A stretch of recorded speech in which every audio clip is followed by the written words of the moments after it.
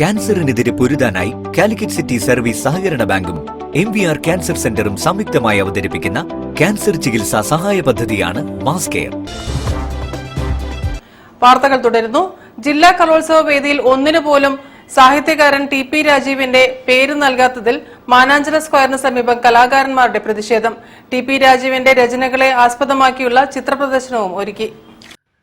പ്രമുഖ സാഹിത്യകാരനായിരുന്ന TP രാജീവന്റെ രണ്ടാം ചരമവാർഷികത്തിന്റെ ഭാഗമായി TP രാജീവൻ അനുസ്മരണ സമിതിയുടെ നേതൃത്വത്തിൽ അദ്ദേഹത്തിന്റെ രചനകളെ വിഷയമാക്കി പ്രമുഖ ചിത്രകാരൻ ശ്രീനി പാലേരിയുടെ ചിത്രപ്രദർശനം മാനാഞ്ചിറ സ്ക്വയറിൽ നടന്നു. കേരള നാടക പ്രവർത്തക സംഘം പ്രസിഡന്റ് വത്സൻ എടക്കോടൻ ഉദ്ഘാടനം ചെയ്തു. സാഹിത്യ നഗരമായി പ്രഖ്യാപിക്കപ്പെട്ട കോഴിക്കോട്ട് വെച്ച് നടക്കുന്ന ജില്ലാ സ്കൂൾ കലോത്സവത്തിലെ 20 വേദികളിൽ ഒന്നിനു പോലും TP രാജീവന്റെ പേര് നൽകാതിരുന്നത് പ്രതിഷേധാർഹമാണെന്ന് അദ്ദേഹം പറഞ്ഞു. ചടങ്ങിൽ ജോസഫ് പൂതക്കുഴി മുഖ്യ പ്രഭാഷണം നടത്തി. KG രാമനാരായണൻ അധ്യക്ഷത വഹിച്ചു. ഈ 20 വേദികൾ കോഴിക്കോട് നടക്കുന്ന ജില്ലാ സ്കൂൾ യുവജനോത്സവത്തിൽ ഉണ്ടെങ്കിലും